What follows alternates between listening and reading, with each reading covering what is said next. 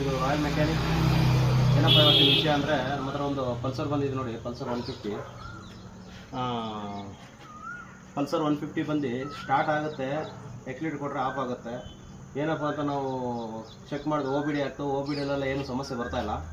ಹಾಗೆ ಟ್ಯಾಂಕ್ ಬಿಚ್ಚಿದ್ದೀವಿ, ಟ್ಯಾಂಕ್ ಬಿಚ್ಚಿಬಿಟ್ಟು ಫ್ಯೂಲ್ ಸಪ್ಲೈ ಚೆಕ್ ಮಾಡಿದ್ವು. ಫ್ಯೂಲ್ ಸಪ್ಲೈ ಬಂದು ಶಾರ್ಪ್ನೆಸ್ ಇಲ್ಲ, ಪ್ರೆಷರ್ ಇಲ್ಲ. ಅದಕ್ಕೆ ನಾವು ಏನು ಮಾಡ್ತಾಯಿದ್ದೀವಿ ಅಂದರೆ ಫ್ಯೂಲ್ ಮೋಟ್ರ್ ಬಿಚ್ಚದ, ಫ್ಯೂಲ್ ಮೋಟ್ರ್ ಬಿಚ್ಚಿ ಏನಾಗಿದೆ ಅಂತ ನಾನು ತೋರಿಸ್ತೀನಿ ನೋಡಿ. ಹೇಗೆ ನೋಡಿ, ಫ್ಯೂಲ್ ಮೋಟ್ರ್ ಬಿಚ್ಚಿದ್ವಿ ಪಲ್ಸರ್ದು, ಅದರ ಬಂದಿದ್ವಿ. ಇಲ್ಲಿ ನೋಡಿ, ಫ್ಯೂಲ್ ಮೋಟ್ರಲ್ಲಿ ಪೆಟ್ರೋಲ್ ಎಳೆಯೋಂಥ ಜಾಗ, ಇಷ್ಟು ಜಾಗ ಇಲ್ಲಿ ನೋಡಿ, ಡೆಸ್ಟ್ ಯಾವ ರೀತಿ ಇದೆ. ಇಷ್ಟೆಲ್ಲ ಡೆಸ್ಟ್ ಇತ್ತು ಅಂದರೆ ಫ್ಯೂಲ್ ಪಂಪು ಎಳೆಯೋದೇ ಇಲ್ಲ, ಯಾಕಂದರೆ ಇದು ಬ್ಲ್ಯಾಕ್ ಆಗೋಗುತ್ತೆ. ಇದು ಬ್ಲ್ಯಾಕ್ ಆಗೋದ್ರಿಂದ ನಿಮಗೆ ಏನಾಗುತ್ತೆ, ಪೆಟ್ರೋಲ್ ಸಪ್ಲೈ ಸರಿಗಿರಲ್ಲ. ಪೆಟ್ರೋಲ್ ಸಪ್ಲೈ ಸರಿಗಿಲ್ಲ ಅಂದರೆ ಗಾಡಿ ಸ್ಟಾರ್ಟ್ ಆಗಲ್ಲ, ಆಫಿಂಗು, ಸ್ಟಾರ್ಟಿಂಗ್ ಪ್ರಾಬ್ಲಮ್ ಅದರಲ್ಲಿ ಬರುತ್ತೆ. ಈ ಪ್ರಾಬ್ಲಮ್ ಸಾಲ್ವ್ ಮಾಡ್ಬಿಟ್ಟು ನಾನು ಮತ್ತೆ ವೀಡಿಯೋ ಮಾಡ್ತೀನಿ ನೋಡಿ. ಹಾಗೆ ಈ ಫಿಲ್ಟ್ರು ತೆಗೆದುಬಿಡ್ತಾ ಇದ್ದೀನಿ, ಒಂದು ಹೊಸ ಫಿಲ್ಟ್ರ್ ತಂದಿದ್ದೀನಿ. ಹೊಸ ಫಿಲ್ಟ್ರ್ ಸಪ್ರೇಟ್ ಸಿಗುತ್ತೆ. ಫಿಲ್ಟ್ರ್ ಬಂದು ನೋಡಿ, ಇಲ್ಲಿ ಬನ್ನಿ ಹತ್ರ.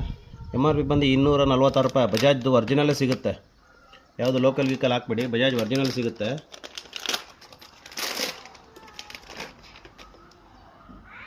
ಇದಕ್ಕೆ ಯಾವ ರೀತಿ ಸೇಫ್ಟಿ ಮಾಡಿದ್ದಾರೆ ಅಂದರೆ ನೋಡಿ, ಇದರೊಳಗೆ ಏನು ಹೋಗಬಾರ್ದು ಅಂತ ಒಂದು ಕ್ಯಾಪ್ ಬೇರೆ ಕೊಟ್ಟಿರ್ತಾರೆ.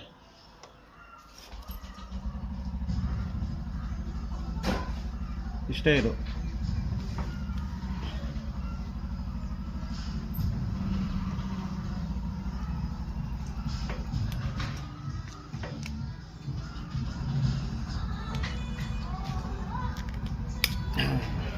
ಸ್ವಲ್ಪ ಜೋರಾಗಿ ಪ್ರೆಸ್ ಮಾಡಬೇಕು, ಜೋರಾಗಿ ಪ್ರೆಸ್ ಮಾಡಿದ್ರೆ ಕುಂತ್ಕೊಬಿಡುತ್ತೆ. ಹಾಗೆ ಗಾಡಿಗೆ ಫಿಟ್ ಮಾಡೋದ ಈಗ ಟ್ಯಾಂಕ್ಗೆ.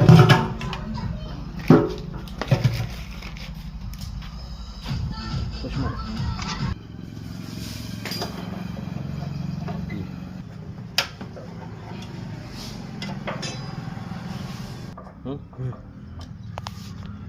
ಈ ಫ್ಯೂಲ್ ಗೇಜ್ ಫಿಟ್ ಮಾಡ್ಬೇಕಾದ್ರೆ ಈ ಥರ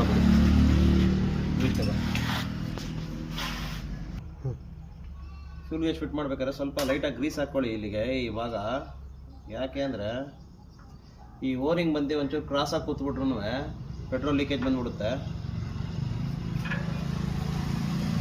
ಈ ಥರ ಕಚ್ಚಿಸ್ಬಿಟ್ಟು ಆಮೇಲೆ ಫ್ಯೂಲ್ ಗೇಜ್ ಹಾಕ್ಕೊಳ್ಳಿ.